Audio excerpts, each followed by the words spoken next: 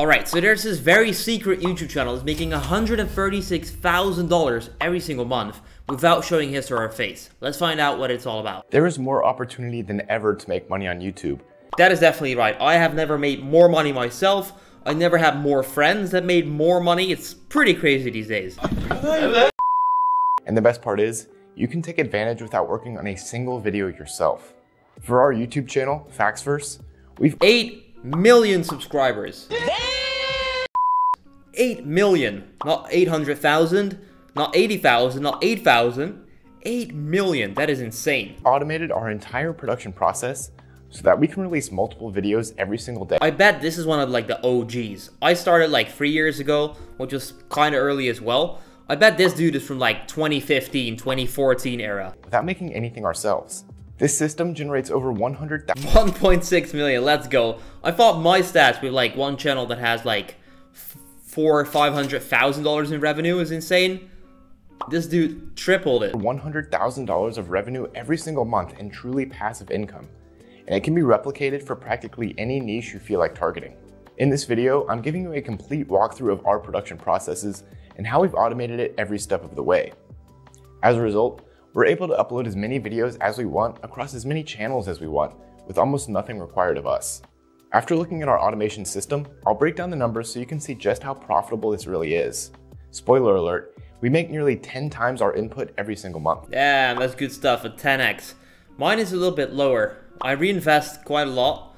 Mine is like 7, close to 7-ish. Finally, if this is something you're interested in getting started with, I'll give you 3 short and simple tips that will almost guarantee your success with YouTube automation. For sure, that's what we're here for, let's find out. There's nothing for sale here, just pure value, so be sure to stick around.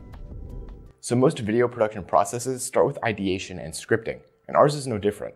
Our scripting process is one of only 2 steps of our production process where we have to put in any time. But it's crucial that we do it to get the kind of content we want out for our channel. By identifying trends in our current content. Damn, let's see, so we've got one short, we've got a normal video, 50% audience retention, that is really high. Then we got 26, which is kind of like on the lower end. 50, 64, 67. So these retention grabs are very, very good. We try to predict what videos will be successful next. Once we have an idea, all we have to do is find content ideas to give them to our team of freelance writers. For this, we use an RSS app called Feedly. Feedly curates web content from whatever sources we choose. So, we fill it with sources that publish content within our niche, which happens to be entertainment. Then, using AI, it recommends pieces of content that are similar to other content we've used in the past. That's interesting. So that allows you to not have a researcher, but pretty much get it done automatically. You still have to choose and pick, of course, but it feeds you stuff automatically, which is definitely a great tool. This saves us from manually searching for content, which fully automates most of the ideation process. Once it recommends an appropriate piece of content, we send the link and any other related resources to our... Yeah, I use Thread on myself as well. I've been using this for over 3 years. I teach this in the Automation First Academy as well. Link down below. I've pretty much been using this all the time. We use the Automation First pretty much everywhere. The project management platform. At this point, production is completely out of our hands. Our freelancers can then pick up the project when they're available and start rewriting the... Look at how many board members these guys have. I thought I had quite a few with like 14, 15 people on my team.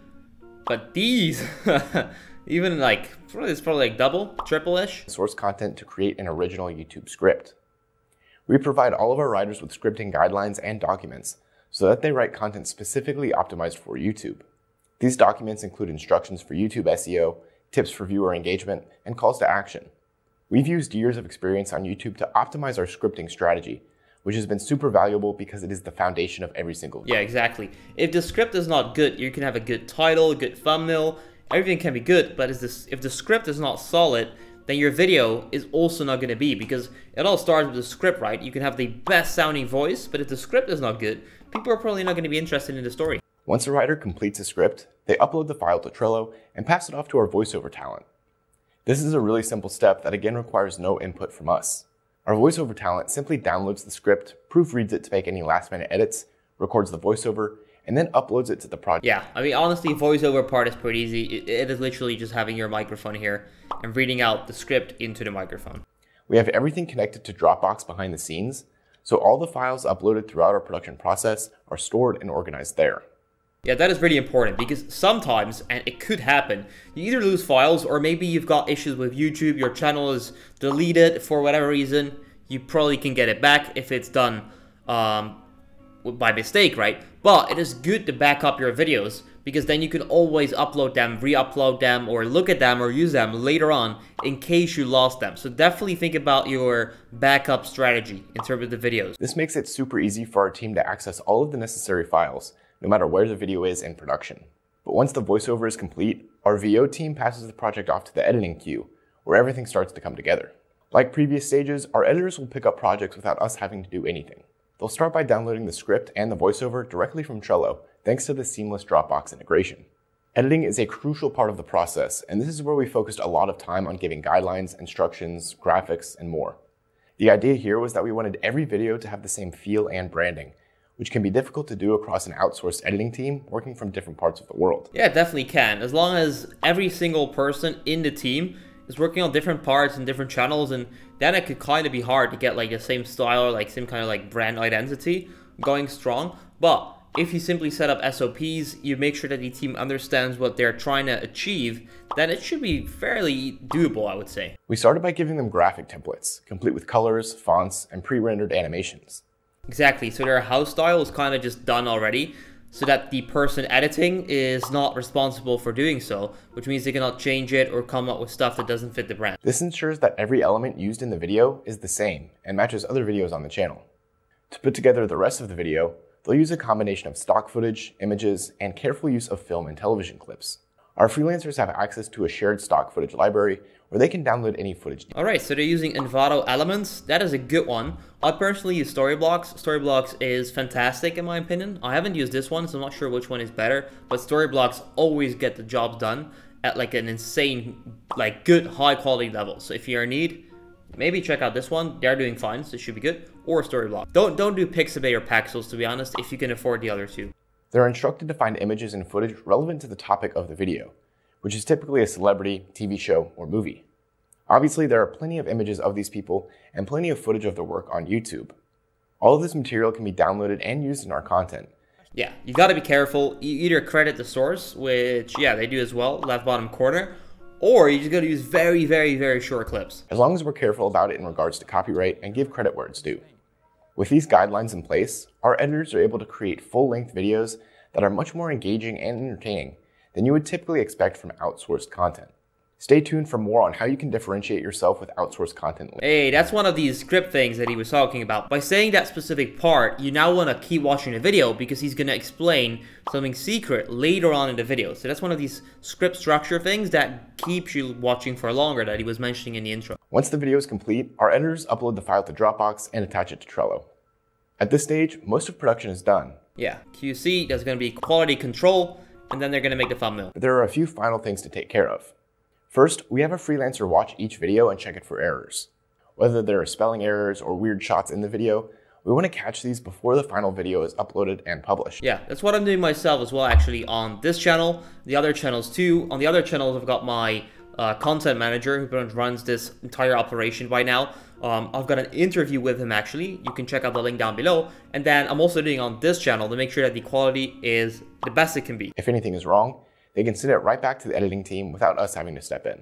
If the video looks good, our quality check team passes the video on to the final stage, which is thumbnail creation. Exactly. The thing is, this may seem like unnecessary, and up to a certain point it is, but it just depends on how far you are in your journey. Let's say that you've got 4 channels and you're uploading however many videos a week, right? Let's say you're uploading daily and you upload 28 videos per week. It's going to be hard to check all of those videos. So you should definitely get your quality check, your quality inspection team, whatever you want to call it, in place as soon as you're uploading these kind of numbers. Otherwise, you can just not compete with other people that are indeed having these teams. Again, pretty simple here, but we have another freelancer who creates thumbnails based on the title and content of the video, and then uploads it to Trello with the rest of the files.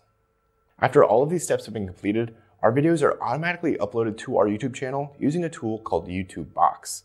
This app pulls videos from our Dropbox account and instantly syncs them to our YouTube channel. At this point, we have another freelancer upload the thumbnail, copy and paste the video metadata like description and tags, and then the video is ready to be published. Exactly, that's what I do myself as well on this channel, as well as the Cash Cow channels, obviously. But on this channel, that works extremely well too. These videos, the video that you're watching right now, I have not done anything apart from sitting here and recording it. That's it, that's my job. I've outsourced the video editing, I've outsourced the uploading, the thumbnails, pretty much every single part in the process, even the videos I'm reacting to, I get them done. So I just sit here, I click on the video, and then I start reacting. That's it, that's my job done. I've outsourced and automated everything around it so that the only thing I need to do is sit here in this chair, turn on that camera, and then watch this video and react to it, and that's my part. And this is when we finally step back in and get hands-on with our process. All we have to do at this point is select when we want to launch a particular video. We just make a few clicks and the video will go live. So to recap, all we have to do is... Yeah, exactly. Now, even that I don't do on this channel. Neither on my other channels. I've got managers that do that, so I just tell them, we want to upload daily, or we want to upload on these dates, or whatever, and then just gets done automatically without me having to check it. Do is find a topic we want for a video and send it to our writers. Thanks to Feedly, this takes as little as just a few minutes for each video. Everything from that point on is completed by our freelance production team until the final video is automatically uploaded to our YouTube channel. Then, we just have to hop back in and choose when to release the video, resulting in an almost entirely automated YouTube channel. Before we move on and talk numbers, I want to highlight one key tool that makes all of this possible. Obviously, Trello is a huge component of this system, as it allows our team to work together without us stepping in. We also have apps like Feedly and YouTube Box that help speed up other processes or... Yeah, this guy, he seems like one of these people that wants to find like a tool for absolutely everything, which I like.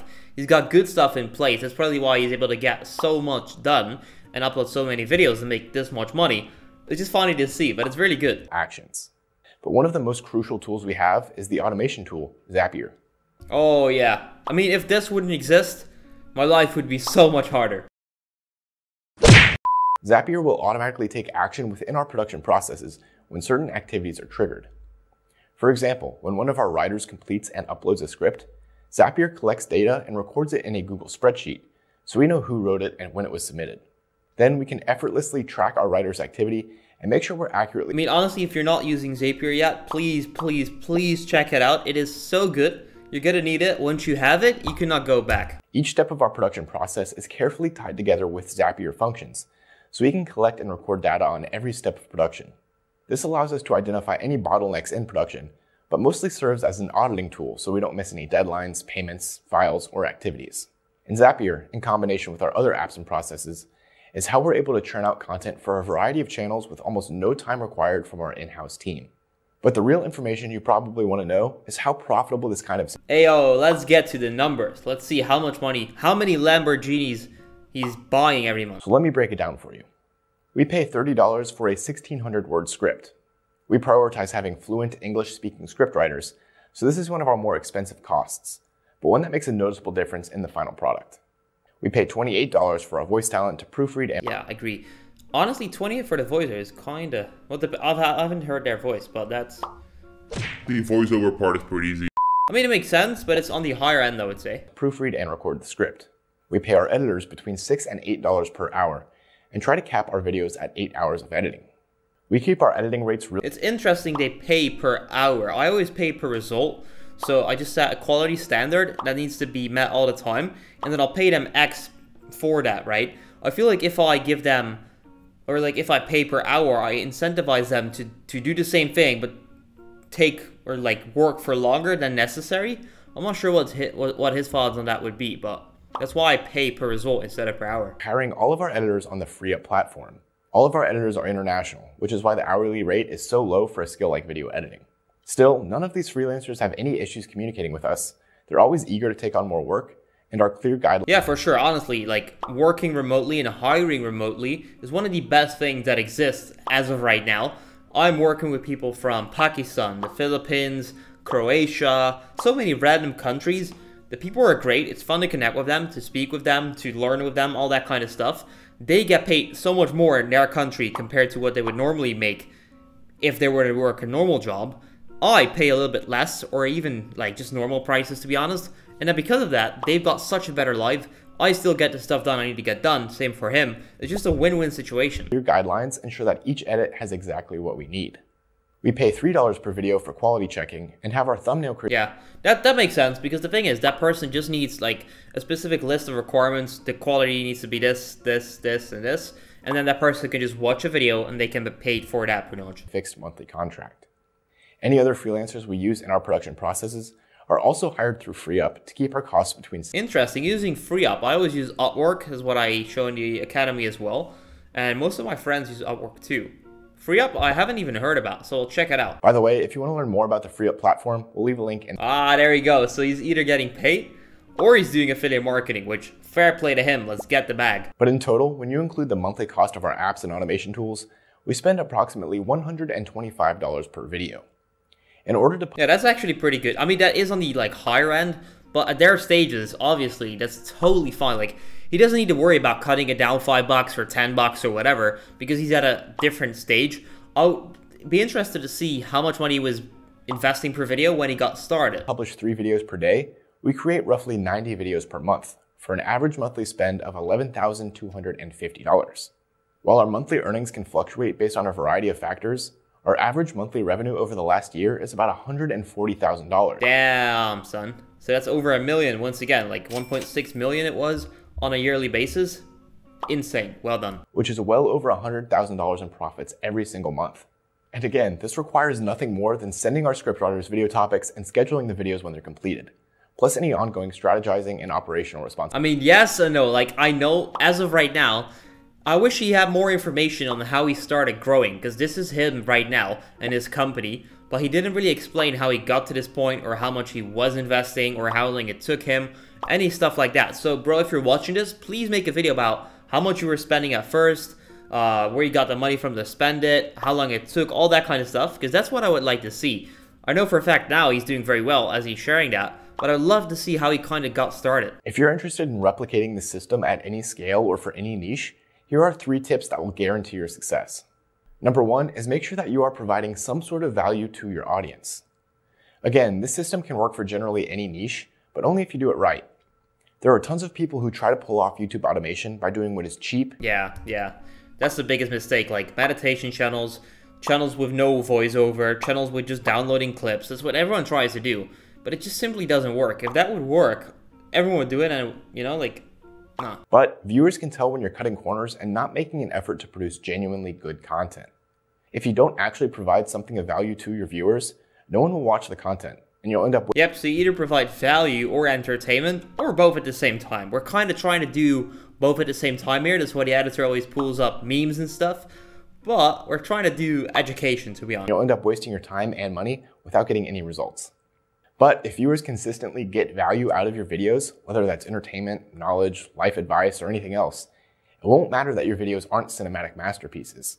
Viewers will continue to return to your content for the sake of the value alone. Exactly. Like, you don't need cuts and crazy pop-ups all the time. Sometimes it could help. Like, we're trying to do that with these videos because the watch time goes up, so it keeps, it stays engaging. But it's not necessary all the time. It just depends on the nature of your format. Number 2 is learn to do everything yourself before you completely automate your process. Yeah, that's what I did myself too. I actually started YouTube just doing it myself, like making faceless videos. So I knew how to record, make thumbnails, edit videos, upload videos, and then I outsourced it. All right, so this was very, very interesting. I want to find out how long it took them to get to this point and what they did in order to get there. So hopefully they'll make that follow-up video soon. If you enjoy watching this video, please leave a like, subscribe to the channel, and then I'll see you tomorrow in the next video.